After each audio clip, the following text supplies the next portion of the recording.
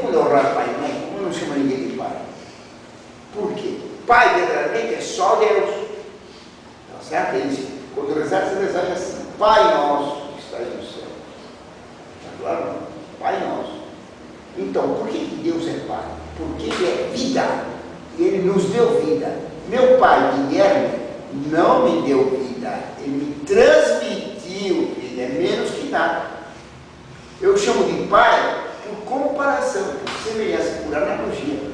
O professor é pai intelectual dos alunos. Tá claro? O patrão que dá salário e sustento, através do salário e a vida para os operários, ele é patrão, é pai grande. Tá claro? O padre quer dizer pai, é pai espiritual. Ele deu vida espiritual. Há vários tipos de pai. Tá claro? A palavra pai é análoga, não é unívoca nem equívoca. Visto isso, vejam agora esse problema. A palavra ser é unívoca, análoga. Esse é um problema também. Aí que a pessoa pergunta. Se a palavra ser é unívoca, isto aqui é ser, existe. Deus é ser, que existe.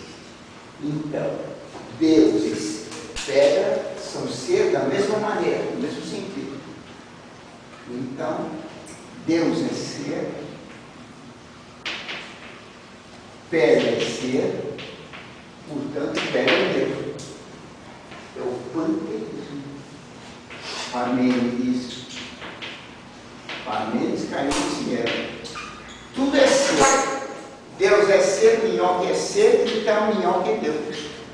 Tudo é Deus. Um absurdo. Está claro isso? Um absurdo.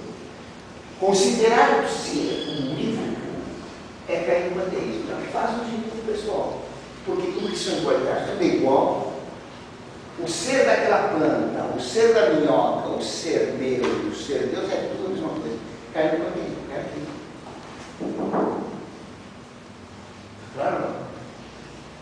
Se o ser é equívoco, então não tem relação nenhuma coisa com a outra. Aqui, Deus e o mundo são a mesma coisa.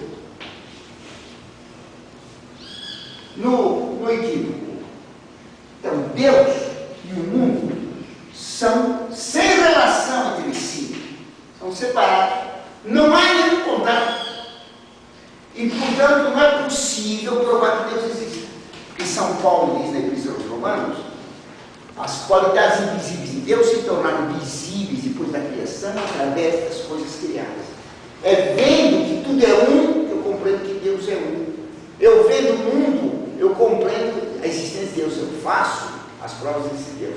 Se o mundo não tem relação, sem relação com Deus, como manda e manda, então se cai no ateísmo, não dá para falar que Deus existe. Ou no deísmo, que diz, pode ser que Deus exista, mas não tem nenhuma relação com o mundo. Deus e o mundo são separados. É claro? Se eu digo que o mundo é análogo a Deus, e é, porque a pedra só parece com Deus porque existe. Aquela planta parece com Deus que Deus tem, existe e tem vida. A pedra existe e tem vida. O animal existe e tem vida e age. Deus existe em vida e age. O homem existe em vida e age e pensa, conhece. Deus existe em vida e age e conhece. O anjo existe e age, tem vida e conhece, só espírito, finito. Deus é infinito. Então os seres são mais ou menos parecidos com Deus. Os seres são análios. Então isso aqui é catolicismo. Deus e o mundo são semelhantes. São análios. Isso é catolicismo. Se eu aceito a analogia do ser, então Deus existe, eu sou católico. Se eu aceito que Deus é igual a Deus, eu fico ateísta. Se eu aceito que não tem relação, eu sou ateu ou deísta, como Voltaire. Então a analogia mostra o quê? O que é ser católico? É aceitar a analogia do ser. Deus do mundo, Deus fez o mundo à sua imagem e semelhança. O que é semelhante tem algo de igual e tem algo de diferente, claro não? Se eu exagero a igualdade de Deus e o mundo, se eu exagero a igualdade, eu caio no panteísmo. Caio lá de casa. Panteísmo. Aqui está o católico andando na corda bamba. Se ele exagera a igualdade, a semelhança, ele cai no panteísmo. Se ele exagera a diferença, ele cai no equivocismo. Ou deísmo ou ateísmo. Mas quer cair de um lado da corda, quer cair do outro, cai no mesmo buraco. Claro ou não? Sim. Cai no mesmo buraco.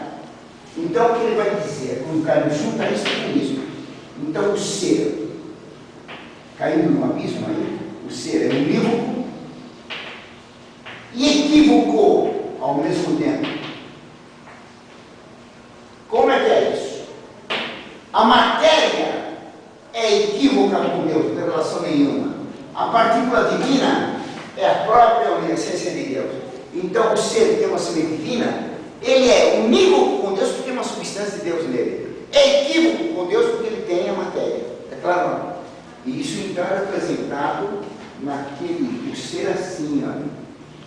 Indiano. É claro? Indiano. Isso, esse desenho, esse símbolo se vendia na casa de Terezinha, dizia, tinha uma freira vendendo isso lá. Ela imaginou como se for, né? Ela nem sabe. É jesuíta, foi em Brasília. Eles dão cursos sobre Índia.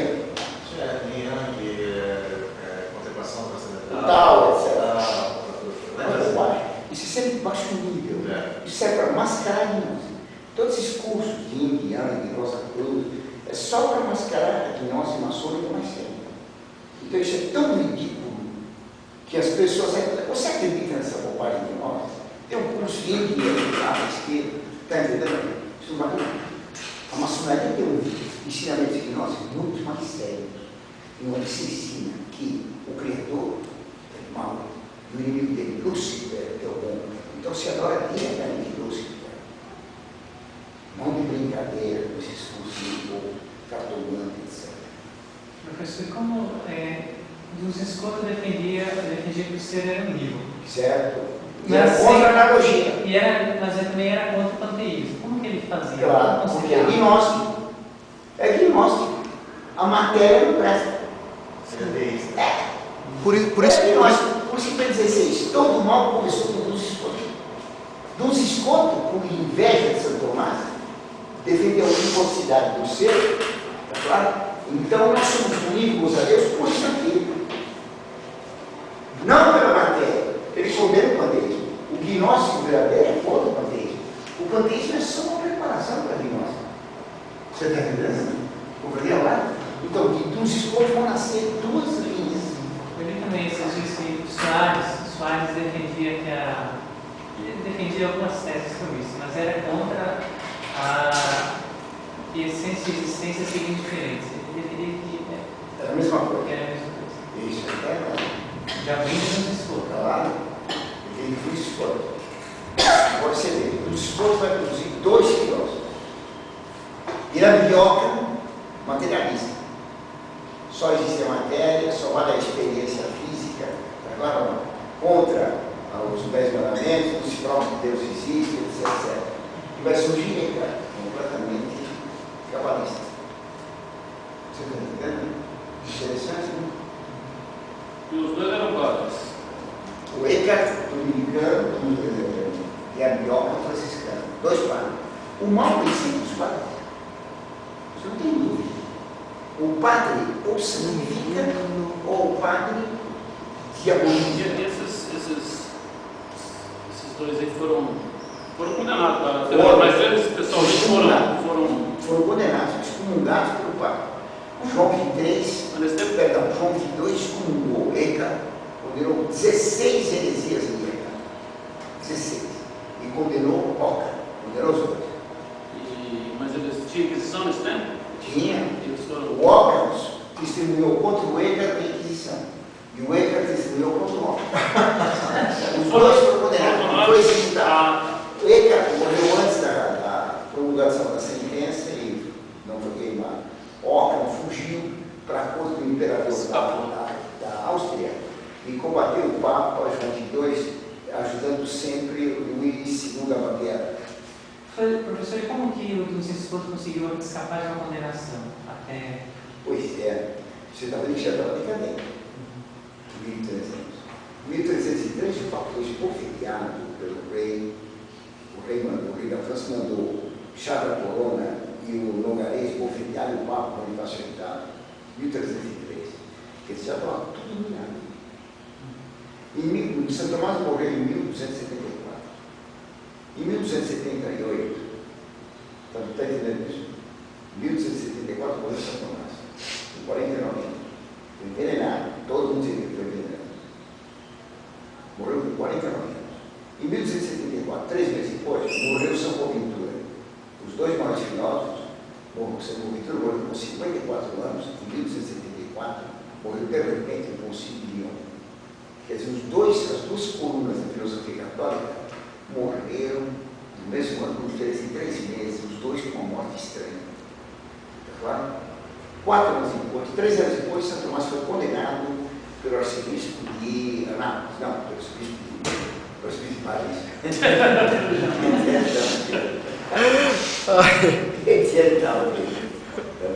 No ano seguinte... Não deixa de ser a verdade.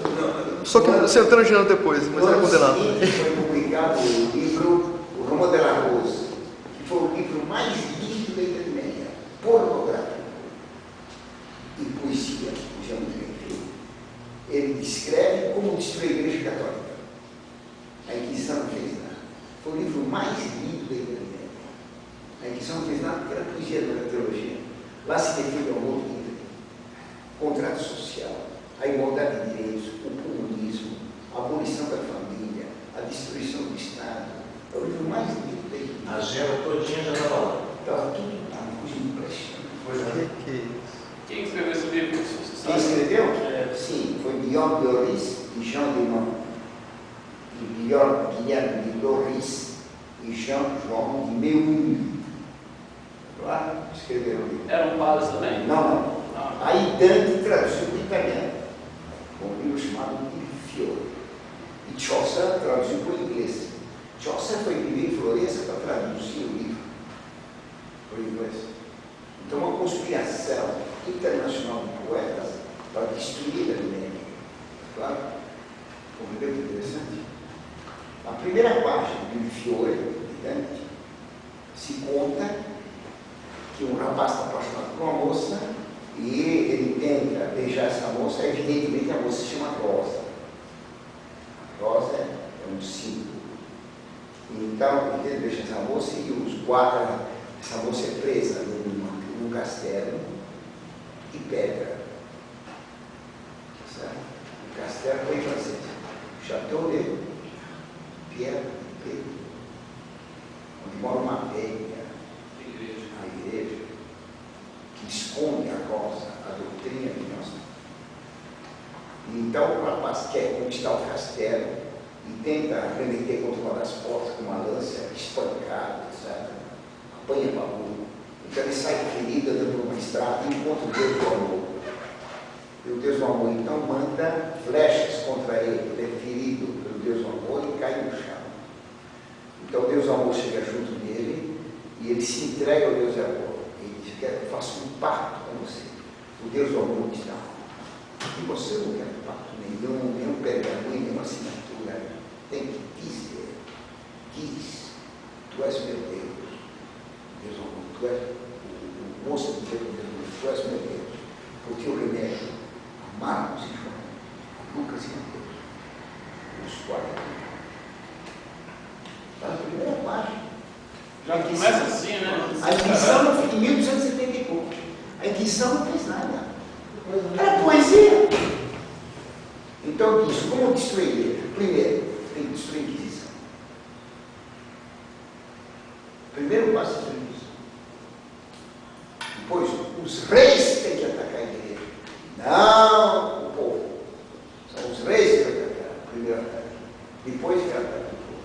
Escuta mais. Afinal, se consegue conquistar o castelo. Mas dentro do castelo tem uma torre enorme, onde mora a velha. E na grande torre está escondida a rosa. E a torre é inexpugnável. Porque aquela torre de pedra não pode pegar fogo. fogo, não pode ser destruída, certo? E ela é queimada. Por quê? Um papagaio pega no bico uma tocha dada por Vênus, a Deus do amor. O papagaio vai voando e solta a tocha em cima da torre. Cai em cima da torre e queima. Porque todos os prédios de pedra, as catedrais de pedra, têm um telhado com estrutura de madeira. A cúpula é uma estrutura fraca de madeira e dá por fogo. Então o papagaio solta a tocha e queima o telhado da igreja. E pega fogo tudo, a igreja desmorona e liberta a ignorância. Certo? O papagaio. Só um papagaio pode. Um papagaio pode pôr fogo na igreja. Quer dizer, um papagaio. Um papa gay. Agora isso se recursionando que é homossexual. O que era a ciência agrária? A ciência cátara. A doutrina cátara, simbolizada na rosa. Um papa cátaro, um papa romântico, pode pôr fogo na igreja. Na cúpula da igreja. Claro? O gay é símbolo da gnose, porque o gay é masculino e feminino, uma divindade masculina e feminina, dialética, certo? Tudo bem? Então a igreja tem que ser destruída por um ataque primeiro dos reis, do Estado, depois para um ataque por destruir toda a vida. Finalmente um papa por fogo na igreja, um papagaio, tem que eleger um papa que tenha a doutrina que nós temos. Esse aqui. Que não necessariamente significa um único, pode ser uma sequência, né? Claro. Tudo bem? Interessante, né? O primeiro período.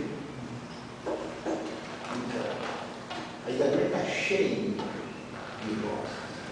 O romance da rosa, a guerra das duas rosas. Certo?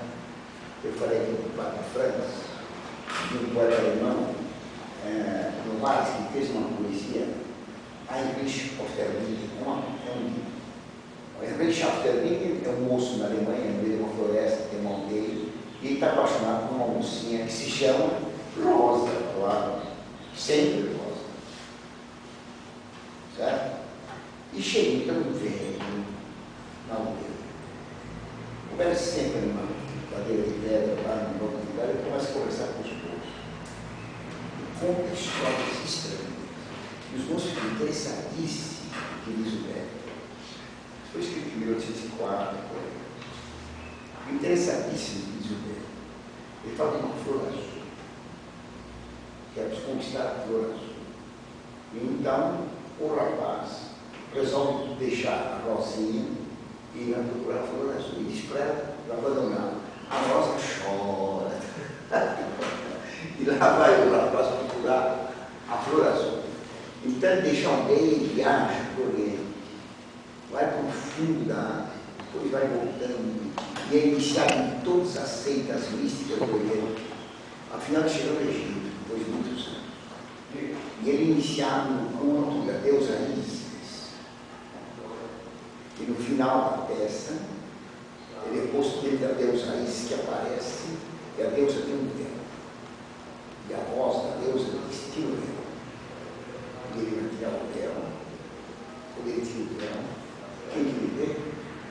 Ele mesmo. Ele é Ísis.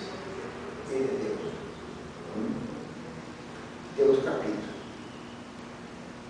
A deusa diz: tira o véu. Ele tira o véu. E quem que ele vê? Rosinha. Ele é Rosinha. Ele é Ísis. Rosinha é Ísis. Tudo uma coisa só. Vocês entenderam? Interessante, né? Isso é bom. Só esse.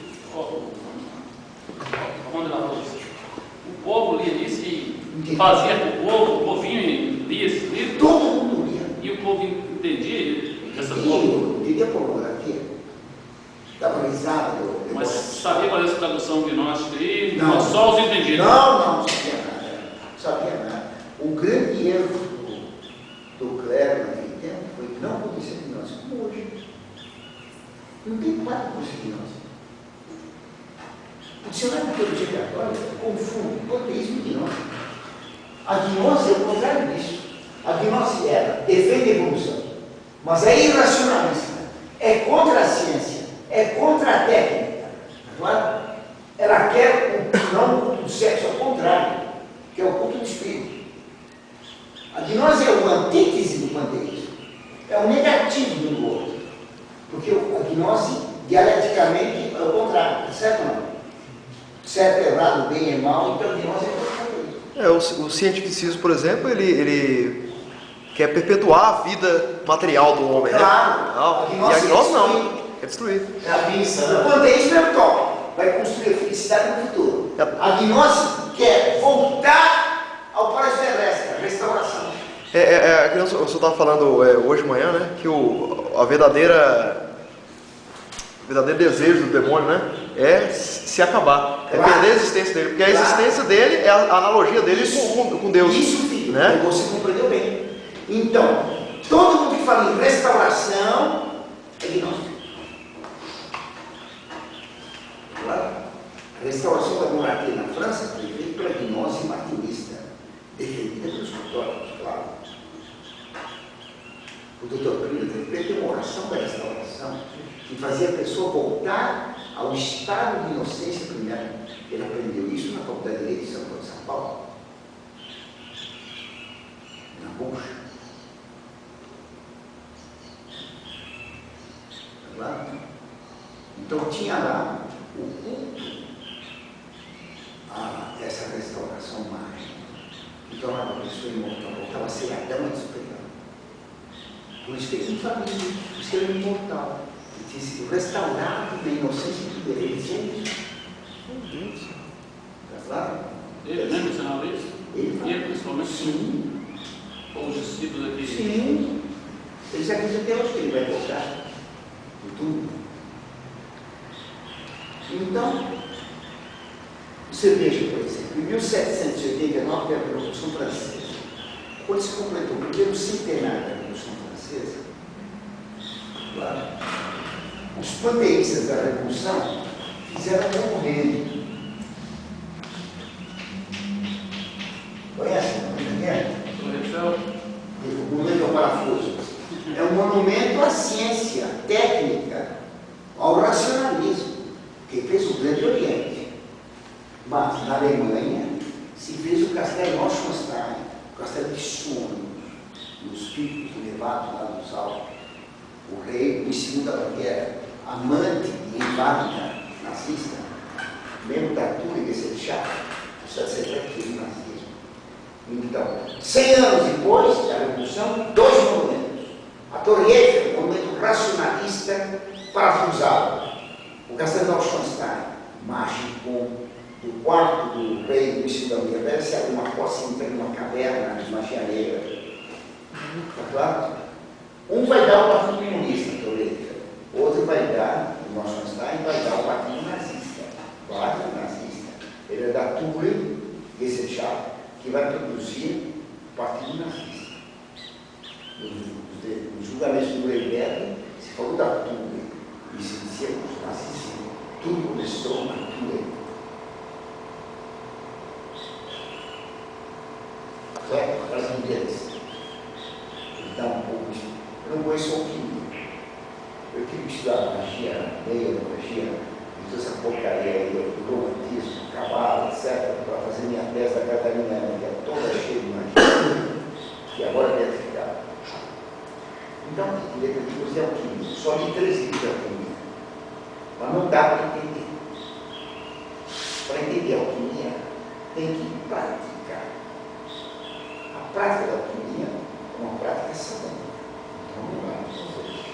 Eu tive licença da igreja para estudar todas essas coisas. Eu tive um documento que me permitia estudar. Mas eu não quis estudar alquimia, de jeito nenhum. Você tem que praticar algo satânico? Não, não. Essa não. Aí Não vale, né? Aí não vale. Tem que fazer experiência. Vale a experiência. Essa não. Então parei de ler alquimia. Só me 3 livros. para entender a alquimia, precisa praticar. A alquimia É necessária a ação, né? é? É necessária a ação, né? Escuta só isso. Tudo que interessa. Você tem, por exemplo, esse ferro aqui. Esse ferro é feito de partículas materiais, átomos, que se atraem na relação direta das massas e na relação inversa com a das distâncias. Então, no ferro existe uma força de coesão, certo? De união, que provém da atração da matéria pela matéria.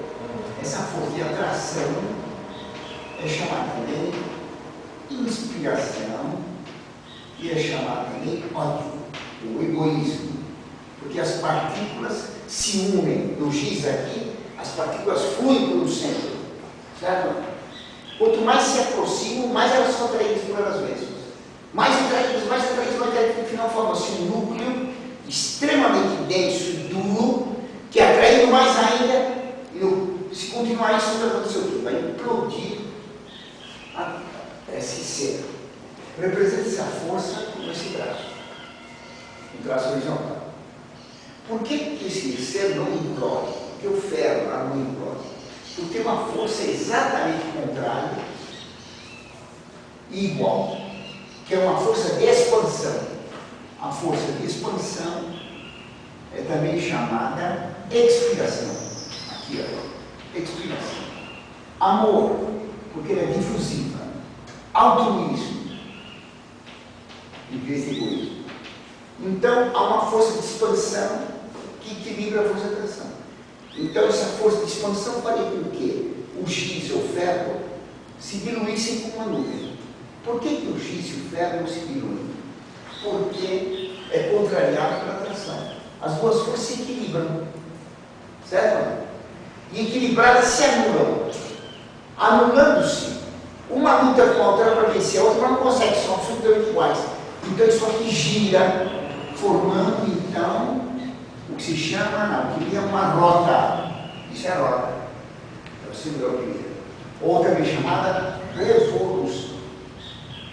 Ser revolucionário, isso é claro que o primo falou, ser revolucionário é aceitar que no ser há duas forças opostas e iguais, dialética.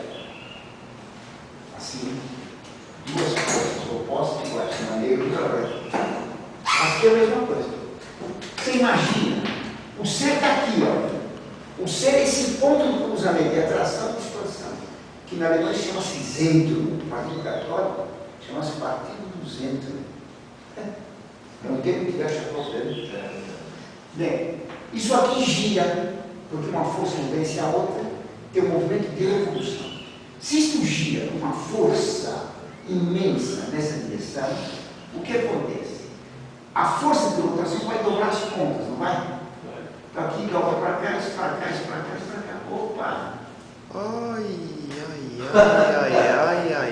As costas, que vai para o passado, para a morte. Por isso o SS tinha uma cadeira do Kepler. Nós somos SS, soldados da morte. Nós somos SS, soldados do demônio. O nazismo era um culto ao demônio. E os sacrifícios que se faziam nos campos de concentração eram sacrifícios humanos em homenagem ao Deus de nós. Se gira ao contrário, vai dar o positivo, gira para o futuro. É a sovação, é a utopia. Pois não? Eu vou fazer uma pergunta aí, sobre a ignorância, mas essa força de atração e redução existe mesmo na ciência ou só a invenção da... Não, você tem razão de perguntar. Existem essas forças, mas não são forças metafísicas. O que está dito aí, que o ser enquanto tal, ele tem dois princípios opostos, falsos. Que a matéria trai a matéria e está aqui, se eu tropeço, eu caio. Mas isso não é uma força inerente ao meu ser. Uma coisa acidental. Não, é uma coisa que existe na física. É um ser exterior que atrai outro ser. Dentro do ser. O mesmo ser não. Não, o meu cérebro Só vai falou uma fórmula com aí, né?